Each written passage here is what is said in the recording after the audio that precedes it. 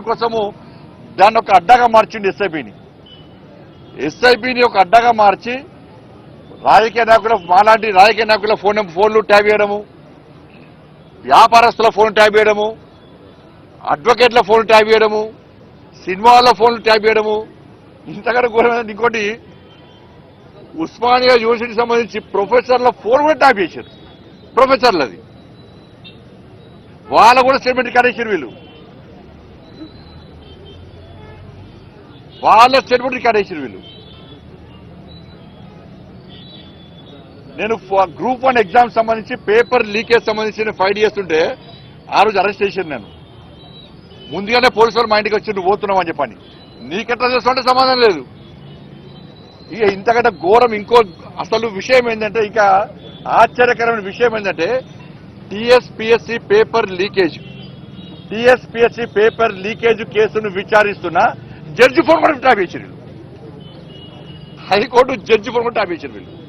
TSPSC paper leakage విషయంలో విచారణ చేస్తున్న హైకోర్టు జడ్జి గారి ఫోన్ కూడా వీళ్ళు ట్యాప్ చేశారు. ఇప్పుడున్న ముఖ్యమంత్రి గారు కూడా ట్యాప్ చేశారు అప్పటికి.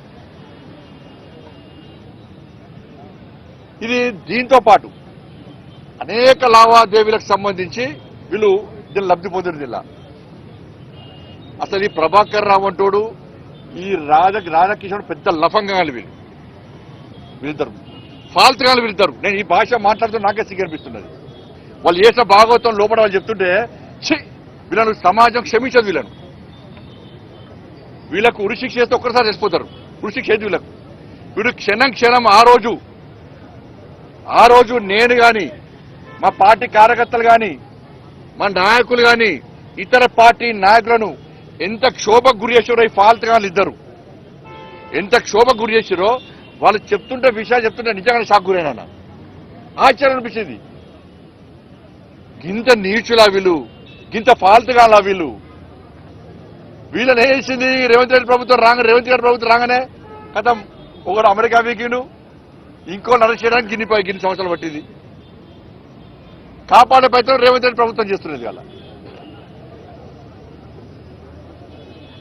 ఇవాళ ఈ ఎస్ఐబి ఏం చేసిందంటే, నేను మళ్ళీ చెప్తున్నా, కేవలం ఈ ఫోన్ ట్యాపింగ్ రాజకీయ నాయకుల యొక్క వ్యవహారాలు తెచ్చుకోవడం, వాళ్ళని అడ్డుకునే ప్రయత్నం చేయడం, అనుగొదొక్క ప్రయత్నం చేయడంతో పాటు చాలా మంది వ్యాపారస్తుల ఫోన్ కూడా ట్యాప్ చేశారు.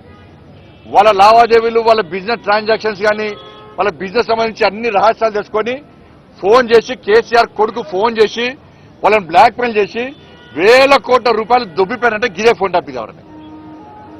ఇవాళ నేను అడుగుతున్నా, ఇవాళ రేవంత్ రెడ్డి గారి ప్రభుత్వాన్ని కాంగ్రెస్ ఎగ్జాంపుల్ చెప్తాను. కాంగ్రెస్ పార్టీకి సంబంధించి ఖమ్మం ఎంపీ అభ్యర్థి దగ్గర 7 కోట్ల రూపాయలు పట్టుకున్నారు వీళ్ళు పోలీసు వాళ్ళు బీఆర్ఎస్ గవర్నమెంట్ లో. ఏమైనా పైసలు 7 కోట్ల రూపాయలు. ఇట్లా చాలా మంది కాంగ్రెస్ పార్టీ నాయకుల దగ్గర 100ల కోట్ల రూపాయలు వల్ల మీరు సీజ్ చేసి పట్టుకున్నారు. ఏమైనా పైసలని, ఏ అకౌంట్లో పైసలని, ఏడికైనా ఎవరి చేతి పుట్టినాయి అంటే కేసీఆర్ గారు కేసీఆర్ కొడుకు దగ్గరికి పోయినాయి. ఎవరు చిరుసుకపోయి ఇదే ప్రభాకర్ రావు రాధాకిషన్ దగ్గర పైసలు ఇచ్చారు. ఇవాళ 20 కోట్లు దొరికితే టీవీలో బ్రేకింగ్ వస్తుంది. 20 కోట్లు దొరికినాయి అని లీగల్ వీలేస్తారు. నెక్స్ట్ కేసీఆర్ కొడుకు ఫోన్ చేసే వెంటనే ఆ 20 కోట్లు 2 కోట్లు అవుతాయి. ఆ 20 కోట్లు 2 కోట్లు అయితే 18 కోట్లు దొబ్బిపోతారు. ఈ 2 కోట్లు రికార్డులో రికవర్ చూపెడతారు. ఇన్ని వేల కోట్ల రూపాయలు ఇవాళ అక్రమాలు జరిగినప్పుడు దీని మీద రేవంత్ రెడ్డి గారి సర్కారు చర్యలు తీసుకునే అవకాశం ఉందా? తీసుకోదు. మరి ఈడీకి లేఖ రాస్తలేరు.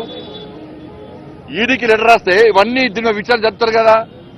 ఫైనాన్స్ ట్రాన్సాక్షన్ జరిగింది కదా, వేల కోట్ల రూపాయలు ఇవాళ చేతులు మారినాయి కదా అక్రమంగా.